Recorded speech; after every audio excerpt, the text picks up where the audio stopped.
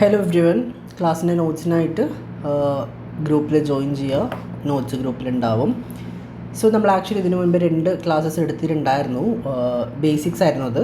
എന്താണ് GDP, GNP, national income, പിന്നെ difference between economy and economics, പിന്നെ മൈക്രോ മാക്രോ, പിന്നെ ബിഹേവിയറൽ ഇക്കണോമിക്സ്, അങ്ങനെ കുറച്ച് കാര്യങ്ങൾ നമ്മൾ പഠിച്ചു. നമ്മൾ ഇന്ന് നോക്കാൻ പോകുന്നത് മെത്തേഡ്സ് ഓഫ് GDP കാൽക്കുലേഷൻ ആണ്. Methods of GDP calculation. So എന്താണ് GDP എന്നൊന്ന് ക്വിക്കായിട്ട് ഞാൻ പറഞ്ഞിട്ട് നമുക്ക് മുമ്പോട്ടേക്ക് പോകാം. ഒരു രാജ്യത്തിൻ്റെ ബൗണ്ടറിക്കകത്ത് പ്രൊഡ്യൂസ് ചെയ്യുന്ന ഗുഡ്സും പ്രൊവൈഡ് ചെയ്യുന്ന സർവീസസുമാണ് GDP എന്ന് വെച്ചാൽ. പ്രൊഡ്യൂസ് ചെയ്യുന്ന ഗുഡ്സും പ്രൊവൈഡ് ചെയ്യുന്ന സർവീസും. ഗുഡ്സിൽ എന്തൊക്കെ വരും? കാർസ് വരും, മൊബൈൽ ഫോൺസ് വരും, ഫുഡ്, ക്ലോത്ത്സ്, ഇതൊക്കെ അതിൽ വരും. ഇനി സർവീസ് ലിസ്റ്റിൽ എന്തൊക്കെ വരും? സർവീസ് ലിസ്റ്റിൽ ടീച്ചിങ്, പിന്നെ മെഡിക്കൽ ട്രീറ്റ്മെൻറ്റ് അതിൽ പെടും, ട്രാൻസ്പോർട്ട്, ഇങ്ങനെയുള്ളതൊക്കെയാണ് സർവീസിൽ വരിക. അപ്പോൾ ഇത് മൊത്തമാണ് നമ്മുടെ GDP എന്ന് പറയുന്നത്. ഫോർ എക്സാമ്പിൾ, ഇവിടെ ഒരു ബാറ്റ് മാനുഫാക്ചർ എന്ന ഫാക്ടറി ഉണ്ട്. നമുക്ക് ഗുഡ്സിൻ്റെ എക്സാമ്പിൾ എടുക്കാം. ഓക്കെ, ഇവിടെ ഒരു ബാറ്റ് മാനുഫാക്ചർ എന്ന ഫാക്ടറി ഉണ്ട്. GDPയുടെ ഫോർമുല സിമ്പിളാണ്, ക്വാണ്ടിറ്റി മൾട്ടിപ്ലൈഡ് ബൈ പ്രൈസ്. ആ ഒരു വർഷത്തിൽ, ഒരു ഫിനാൻഷ്യൽ ഇയർ എന്ന് പറയും, ഒരു വർഷം എന്ന് പറയാം, ആ ഒരു വർഷത്തിൽ എത്ര ബാറ്റ് പ്രൊഡ്യൂസ് ചെയ്തു? 100 ബാറ്റ് പ്രൊഡ്യൂസ് ചെയ്തു. ഒരു ബാറ്റിൻ്റെ പ്രൈസ് 1000 റുപ്പീസ് ആണെന്ന് വിചാരിച്ചാൽ 1 lakh അവിടെ നിന്ന് GDPയിലേക്ക് കോൺട്രിബ്യൂട്ട് ചെയ്ത വാല്യൂ. ക്ലിയർ ആണല്ലോ ഗുഡ്സിൻ്റെ കേസിൽ? ഓക്കെ. ഇനി സർവീസിൻ്റെ കേസിൽ പറയുകയാണെങ്കിൽ ഒരു കോച്ചിങ് ഇൻസ്റ്റിറ്റ്യൂട്ട് ഉണ്ട്, IAS അക്കാഡമി ഉണ്ട്. അവർ ക്വാണ്ടിറ്റി മൾട്ടിപ്ലൈഡ് ബൈ പ്രൈസ്. കുട്ടികൾ എത്ര ഉണ്ട്? ഓൾമോസ്റ്റ് ഒരു 100 സ്റ്റുഡൻസ് ഉണ്ട്. പ്രൈസ് ഒരു 1 lakh ഫീ വെച്ച് പേ ചെയ്യുന്നുണ്ടെന്ന് വിചാരിച്ചു. 1 CR ഏകദേശം GDPയിലേക്ക് പോവും. ഇത് ആക്ച്വലി GDP കൗണ്ട് ചെയ്യാനായിട്ട് ഒരുപാട് കോംപ്ലക്സ് ആയിട്ടുള്ള പ്രൊസീജിയേഴ്സിലാണ് ആക്ച്വലി ഇത് പോകുന്നത്. അപ്പോൾ ഞാൻ ജസ്റ്റ് ഒന്ന് ക്ലിക്ക് ചെയ്ത് പറഞ്ഞതേ ഉള്ളൂ. ചില പ്രൊഡക്റ്റൊക്കെ കൗണ്ട് ചെയ്യാനായിട്ട് പല പല മെത്തഡ്സും നമ്മുടെ ഡിപ്പാർട്ട്മെൻറ്റ് യൂസ് ചെയ്യാറുണ്ട്. ഞാൻ റഫ്ലി ഒന്ന് ഷോർട്ടായിട്ട് പെട്ടെന്ന് പറയുമ്പോൾ ഇങ്ങനെയാണ്. ഓൾമോസ്റ്റ് കുഞ്ഞു കുഞ്ഞു കാര്യത്തിൻ്റെയൊക്കെ GDP കൗണ്ട് ചെയ്യുന്നത് ഇങ്ങനെയാണ്. പിന്നെയും കുറച്ച് എന്താണ് ഡബിൾ കൗണ്ടിങ് നമ്മൾ മുമ്പോട്ടേക്ക് സംസാരിക്കാൻ പോകുക. ചില പ്രൊഡക്റ്റിൻ്റെ കേസിൽ ഡിഫറെൻ്റ് ആണെങ്കിലും നോർമലി മോസ്റ്റ് ഓഫ് ദി പ്രൊഡക്റ്റും അല്ലെങ്കിൽ സർവീസസും ഇങ്ങനെയാണ് കൗണ്ട് ചെയ്യുന്നത്. Simply quantity multiplied by price. അപ്പോൾ GDP means total amount of goods and services produced within the boundary of the country in 1 financial year. Clear ആണല്ലോ? അതിൽ ഡൗട്ട്സ് ഇല്ലാന്ന് വിചാരിക്കുന്നു. ബിക്കോസ് ടോട്ടൽ അല്ലെങ്കിൽ നിങ്ങൾക്ക് total value of final goods and services produced inside a country in 1 year എന്ന് പറയാം. So actually സിമ്പിളായിട്ട് പറയാം. Okay, don't make it complex. And next, gross domestic product is defined as the current value of all final goods and services produced in a nation in a year. In a year എന്ന് ഇവിടെ ഉദ്ദേശിക്കുന്നത് ഒരു financial year, April 1, 2025 to March 31, 2026. ഇതാണ് ഒരു financial year എന്ന് പറയുന്നത്. നമ്മൾ financial ഇയറിൻ്റെ അവസാനത്തിൽ ഇപ്പോൾ നിൽക്കുന്നുള്ളത്. ക്ലിയർ ആണല്ലോ? And then the problem of double counting. ഈ പ്രോബ്ലം ഓഫ് ഡബിൾ കൗണ്ടിങ് എന്താണെന്ന് നോക്കുകയാണെങ്കിൽ അതിന് മുൻപേ ഗുഡ്സിൻ്റെ എക്സാമ്പിളും സർവീസിൻ്റെ എക്സാമ്പിളും ക്ലിയർ ആണല്ലോ? പെർഫെക്റ്റ്. എന്താണ് problem of double counting? Imagine ഒരു ടയർ മാനുഫാക്ചർ ചെയ്യുന്ന ഫാക്ടറി. ഓക്കെ, അവിടെ ഒരു 1000 ടയേഴ്സ് പ്രൊഡ്യൂസ് ചെയ്തെന്ന് വിചാരിച്ചോ. ഇവിടെ ആക്ച്വലി ഒരു കാർ മാനുഫാക്ചർ ചെയ്യുന്നൊരു ഫാക്ടറി. ഓക്കെ, അപ്പോൾ അവിടെ നിന്നൊരു 1000 ടയേഴ്സ് ഇവിടേക്ക് കാർ മാനുഫാക്ചർ ചെയ്യുന്ന ഫാക്ടറിയിലേക്ക് കൊണ്ടുവന്നു വിചാരിച്ചു. 1000 വേണ്ട, ഒരു 100 കൊണ്ടുവന്നു വിചാരിച്ചോ. ഓക്കെ, ഇവിടെ ടയർ പ്രൊഡ്യൂസ് ചെയ്യുന്ന സമയത്ത് ഈ വാല്യൂ എവിടെ കയറി? GDP കയറി. ഇവിടുന്ന് ഫൈനൽ കാറിൻ്റെ പ്രൈസ് 10 lakh ആണെന്ന് വെച്ചാൽ 10 lakh engine, tyres, tube, alloy wheels, everything include ആയിരിക്കുമല്ലോ. ഈ 10 lakhും GDPയിലേക്ക് കയറി. സോ ബേസിക്കലി ടയറിൻ്റെ വാല്യൂ 2 times കയറി. ടയർ മാനുഫാക്ചർ ചെയ്തപ്പോഴും കയറി, കാറിൻ്റെ ഒന്നിച്ചും കയറി. ഇതാണ് the problem of double counting. ഇങ്ങനെ ചെയ്യുമ്പോൾ ഇക്കോണമി വലുതാവും, പക്ഷെ അതുകൊണ്ട് പ്രത്യേകിച്ച് വലിയ കാര്യമൊന്നുമില്ലല്ലോ. ഇല്ല, ഇതാണ് the problem of double counting. അപ്പോൾ ഇത് സോർട്ട് ഔട്ട് ചെയ്യാനായിട്ട് ഞാൻ പറഞ്ഞല്ലോ, first of all GDP count is A very complex process. അത് നിങ്ങൾക്ക് പഠിക്കാനുമില്ല, കോൺസെപ്റ്റ് മാത്രം നോക്കിയാൽ മതി. ഈ ടയർ മാനുഫാക്ചർ ചെയ്യുന്ന ഫാക്ടറിയിൽ നിന്ന് ഒരു 1000 ടയേഴ്സ് പ്രൊഡ്യൂസ് ചെയ്താൽ അതിലൊരു 100 ടയേഴ്സ് എവിടത്തേക്ക് പോയി? ഒരു കാർ മാനുഫാക്ചർ ചെയ്യുന്ന ഫാക്ടറിയിലേക്ക് പോയി എന്ന് വിചാരിച്ചോ. ബാക്കിയുള്ള 900 ടയേഴ്സ് ഉണ്ടല്ലോ, ഇതിവർ ആ ഒരു ടയറിൻ്റെ ഷോപ്പിൽ പോയിട്ട്, ഇപ്പോൾ ഞാൻ എൻ്റെ കാർ എടുത്ത് പോയി, ഞാൻ അവിടെ ടയേഴ്സ് ചേഞ്ച് ചെയ്ത് 4 ടയേഴ്സ് ചേഞ്ച് ചെയ്ത് വന്നു എന്ന് വിചാരിച്ചോ. സോ ഞാൻ ചേഞ്ച് ചെയ്ത് വന്നു എന്നാണെങ്കിൽ ഈ 900 ടയേഴ്സ് ഇങ്ങനെ ആൾക്കാർ പോയിട്ട് അവരുടെ ഓൾറെഡി യൂസ് ചെയ്യുന്ന വണ്ടിയിൽ ചേഞ്ച് ചെയ്ത് വരുന്നുണ്ടെന്നാണെങ്കിൽ അതിനെന്ത് ചെയ്യും? ബില്ല് കൊടുക്കും. ഇത് GDP കയറും. ഫോർ എക്സാമ്പിൾ, ഞാൻ എൻ്റെ വണ്ടിയുടെ ടയർ ലാസ്റ്റ് ടൈം ചേഞ്ച് ചെയ്തപ്പോൾ എനിക്ക് ബില്ല് കിട്ടിയായിരുന്നു. അങ്ങനെ ഇപ്പോൾ നമ്മൾ കാറിൻ്റെ ടയർ ചേഞ്ച് ചെയ്യാൻ പോകുന്നതാണെങ്കിൽ ബില്ല് കിട്ടും, അതെന്താവും? GDP കയറും. ഓക്കെ, ഒരു 100 ടയേഴ്സ് എവിടെ കൊണ്ടുപോയി? കാർ മാനുഫാക്ചർ ചെയ്യുന്ന ഫാക്ടറിയിലേക്ക് കൊണ്ടുപോയി. ഇത് GDPയിലേക്ക് ടയർ മാനുഫാക്ചർ ചെയ്യുന്ന ഫാക്ടറിക്ക് അകത്തുനിന്ന് കയറില്ല. ആ ഫൈനൽ പ്രൈസ്, കാറിൻ്റെ ഫൈനൽ പ്രൈസ് ആയിട്ട് 10 lakh മാത്രമേ കയറുള്ളൂ. അതിൽ ഈ ടയർ അടക്കം ഇൻക്ലൂഡ് ആയിരിക്കും. ക്ലിയർ ആണല്ലോ? സോ ബേസിക്കലി ടയർ മാനുഫാക്ചർ ചെയ്യുന്ന ഫാക്ടറിയിൽ നിന്ന് 100 ടയേഴ്സ് 1000 പ്രൊഡ്യൂസ് ചെയ്തതിൽ 100 ഒരു കാർ മാനുഫാക്ചർ ചെയ്യുന്ന ഫാക്ടറിയിലേക്ക് കൊണ്ടുപോയാൽ ബാക്കിയുള്ള 900 അവിടത്തേക്ക് ഓൾറെഡി യൂസ് ചെയ്യുന്ന വെഹിക്കിൾസ് പോയി റീചേഞ്ച് ചെയ്തെന്നാണെങ്കിൽ അത് മാത്രമേ ബില്ലോട് കൂടി GDP കയറുള്ളൂ. ഇത് GDP കയറില്ല. ഇത് ആ ഫൈനൽ കാറിൻ്റെ പ്രൈസിലായിരിക്കും കയറുക. ക്ലിയർ ആണല്ലോ? ഇത്രയേ ഉള്ളൂ സംഭവം. Statisticians who calculate GDP basically calculate ചെയ്യുന്നത് ministry of statistic and programme implementation അണ്ടറിൽ വർക്ക് ചെയ്യുന്ന NSO നാഷണൽ സ്റ്റാറ്റിസ്റ്റിക് ഓഫീസാണ്. നമുക്ക് അവർ സ്റ്റാറ്റിസ്റ്റീഷ്യൻസ് പറയാം. അവർ ഈ പ്രോബ്ലം ഓഫ് ഡബിൾ കൗണ്ടിങ് തടയാനായിട്ട് ആ ഫൈനൽ പ്രൈസ് മാത്രമേ യൂസ് ചെയ്യുള്ളൂ. Imagine what would happen if the government first counted the value of tyres produced by tyre manufacture and then counted the value of a new car sold by an automaker that contain those tires. 2 പ്രാവശ്യം ടയേഴ്സിൻ്റെ value count ചെയ്യുമ്പോൾ double counting ആവുന്നു.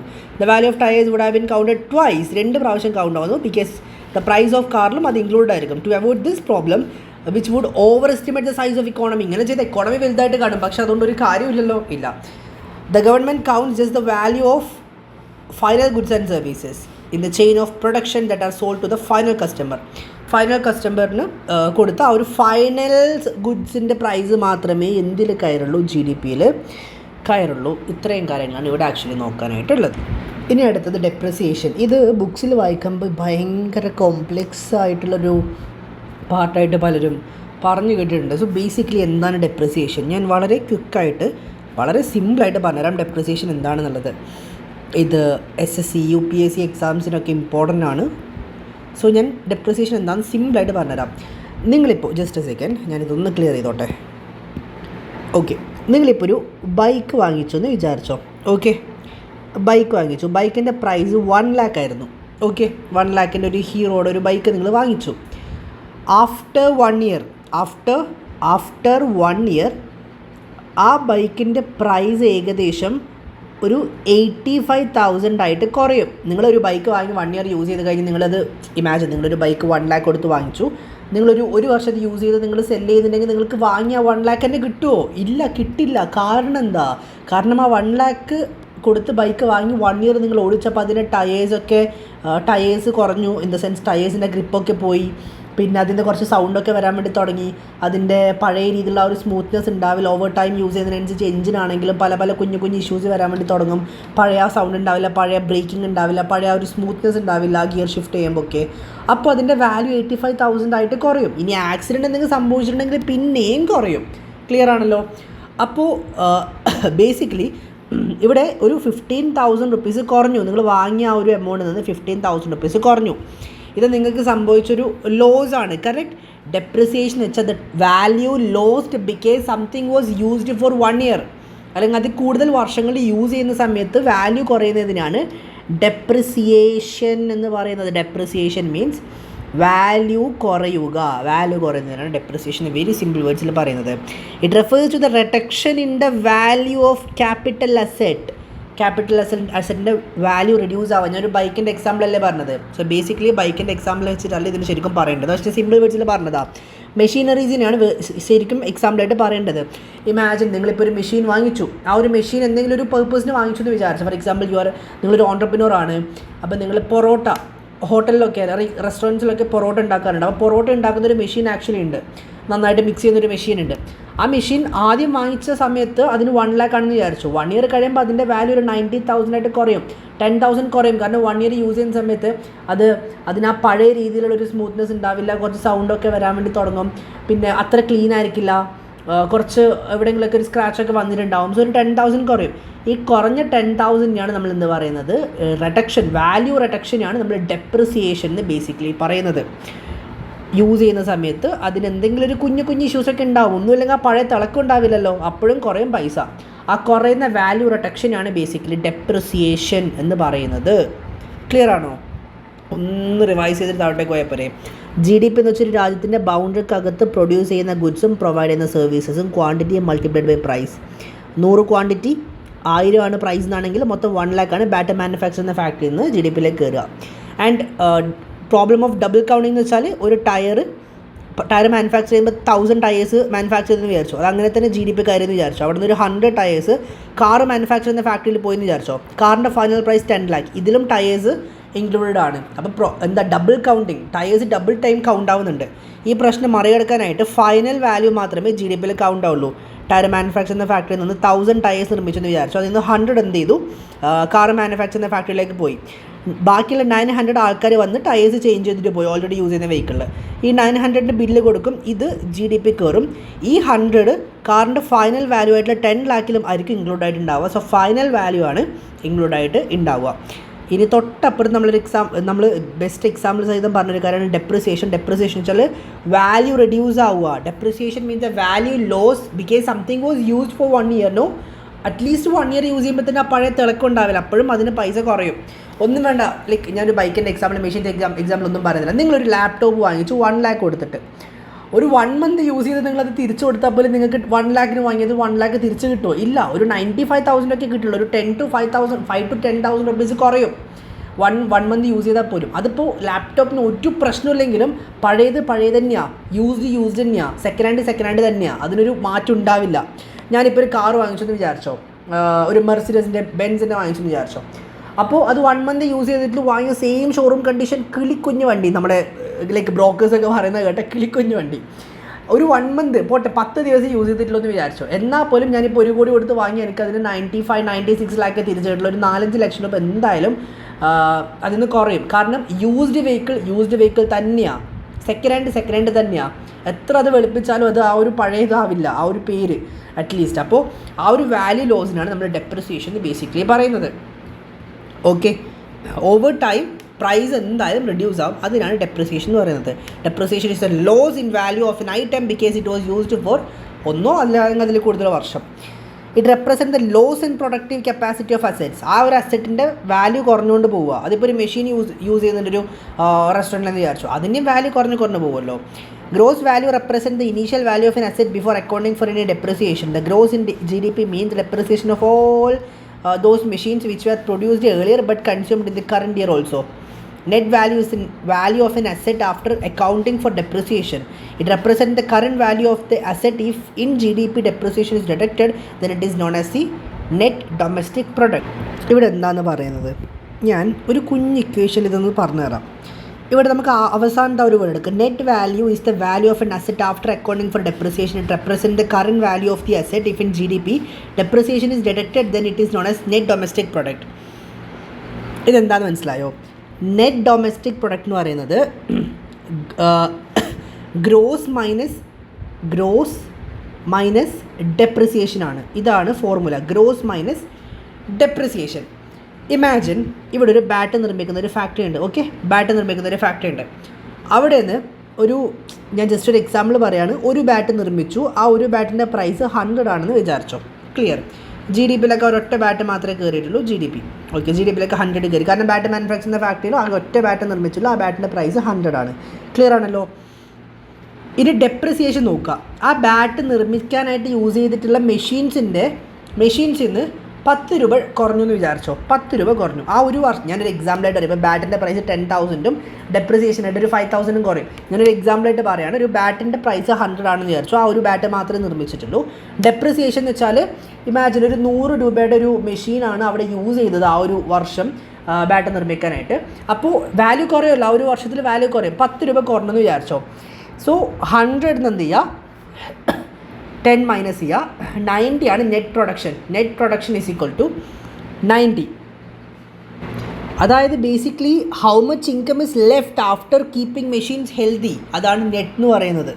Okay, പിന്നെ GDP എന്താ? Total amount of goods and services produced in a bound of a country in 1 financial year. Net domestic product എന്ന് വെച്ചാൽ എന്താ? Total production left after subtracting machine wear. മെഷീൻ്റെ value എത്ര loss ആയി അത് ഗ്രോസ് നിന്ന് റിമൂവ് ചെയ്തതിന് ശേഷം കിട്ടുന്നതിനാണ് നെറ്റ് ഡൊമസ്റ്റിക് പ്രൊഡക്റ്റ് എന്ന് പറയുന്നത്.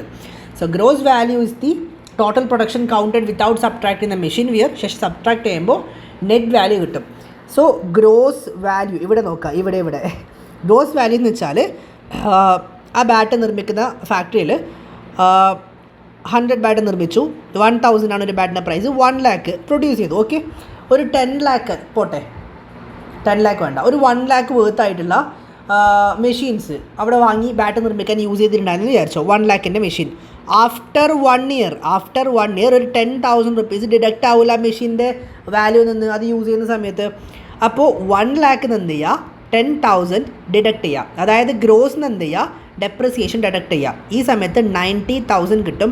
ഈ 90,000 ആണ് നെറ്റ് എന്ന് പറയുന്നത്. ഓക്കെ, നെറ്റ് എന്ന് പറയുന്നത് 90,000 ആണ് നെറ്റ് എന്ന് പറയുന്നത്. അതായത് റിയലി പറയുകയാണെങ്കിൽ ഇത്രയേ ഉള്ളൂ.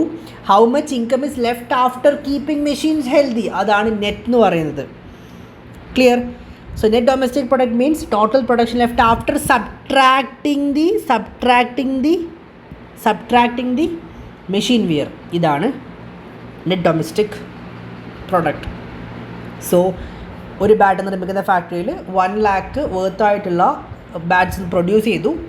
1 lakhൻ്റെ മെഷീൻസ് വാങ്ങി വെച്ചിട്ടുണ്ടായിരുന്നു. ഒരു വർഷം കഴിയുമ്പോൾ 10,000 അതിൽ നിന്ന് റെഡ്യൂസ് ആവുമല്ലോ. Gross minus depreciation 1 lakh minus 10,000 90,000. ഇതാണ് നെറ്റ് എന്ന് പറയുന്നത്.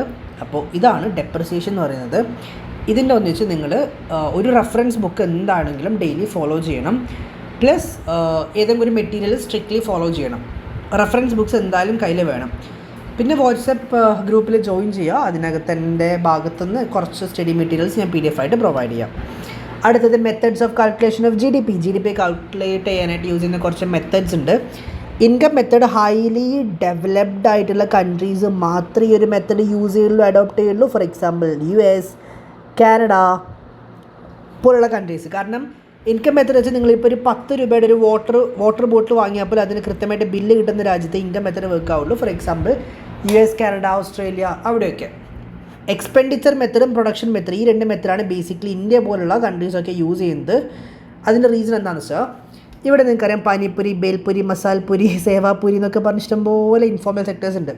അവർ ബില്ല് പോയിട്ട് ഒന്നും അവർ പേ ചെയ്യാത്ത ആൾക്കാരാണ്. അപ്പോൾ ഇവിടെ ഇൻകം മെത്തേഡ് പോസിബിൾ അല്ല. അപ്പോൾ നമ്മൾ എക്സ്പെൻഡിച്ചർ മെത്തേഡും പ്രൊഡക്ഷൻ മെത്തേഡും യൂസ് ചെയ്യുന്നത്.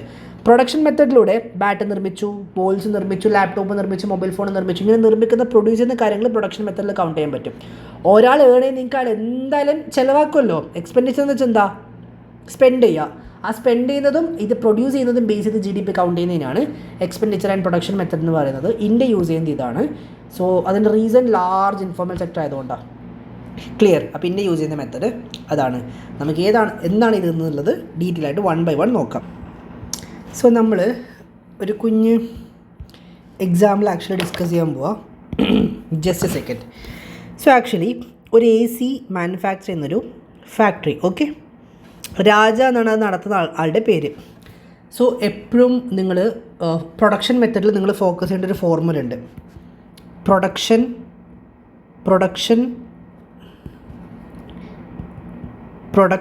മെത്തേഡിൽ നിങ്ങൾ എപ്പോഴും ഫോളോ ചെയ്യേണ്ട ഒരു കുഞ്ഞൊരു ഫോർമുല ഉണ്ട്.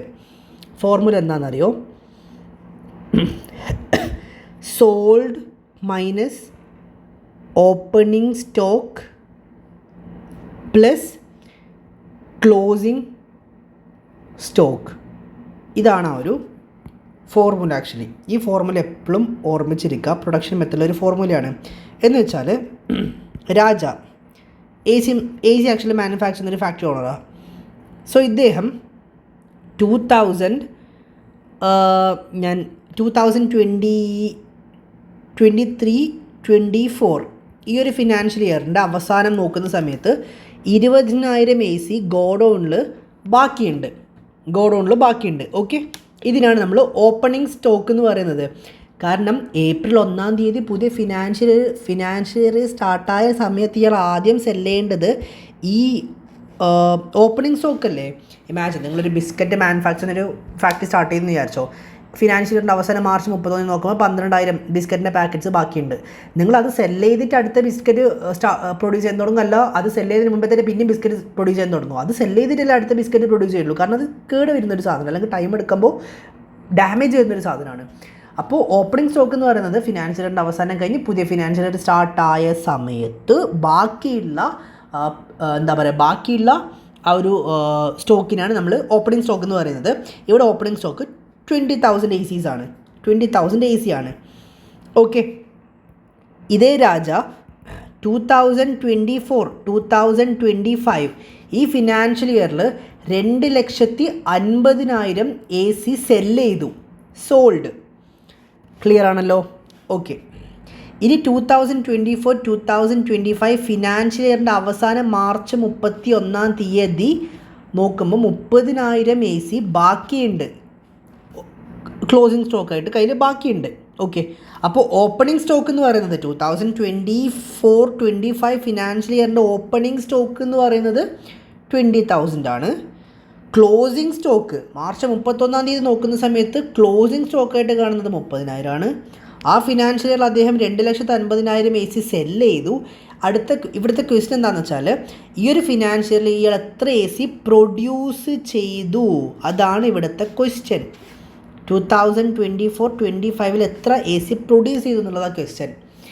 ഇവിടെ ഞാൻ പറഞ്ഞ ഇക്വേഷൻ എടുക്കാം. ഇങ്ങനൊരു ക്വസ്റ്റ്യൻ വരുമ്പോൾ ഇക്വേഷൻ എടുക്കാം. ഇക്വേഷൻ എന്താ? As simple as that AC എന്നല്ല, product sold minus opening stock plus closing stock. Okay, അപ്പോൾ 2024-25 എത്ര AC പ്രൊഡ്യൂസ് ചെയ്തു എന്നുള്ളത് ക്വസ്റ്റ്യൻ. സെല് ചെയ്തത് 2,50,000, ഓപ്പണിംഗ് സ്റ്റോക്ക് 20,000, ക്ലോസിംഗ് സ്റ്റോക്ക് 30,000. എത്ര പ്രൊഡ്യൂസ് ചെയ്യുന്നുള്ളൊരു ക്വസ്റ്റ്യൻ വന്നാൽ സെല് ചെയ്ത AC എത്രയാണ്? 2,50,000 മൈനസ് ഓപ്പണിംഗ് സ്റ്റോക്ക് എത്രയായിരുന്നു? 20,000 പ്ലസ് ക്ലോസിംഗ് സ്റ്റോക്ക് എത്രയായിരുന്നു? 30,000. ഇങ്ങനെ വെച്ച് നോക്കുമ്പോൾ യു വിൽ ഗെറ്റ് 2,60,000.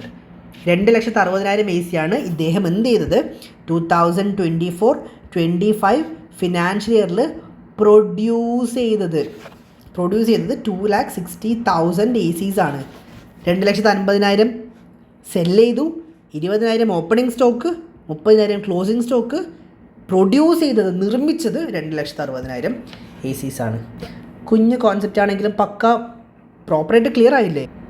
സോ ഇതാണ് പ്രൊഡക്ഷൻ മെത്തേഡ് എന്ന് വെച്ചാൽ. സോ ബേസിക്കലി പ്രൊഡക്ഷൻ മെത്തേഡ് എന്ന് വെച്ചാൽ GDP as per the production method,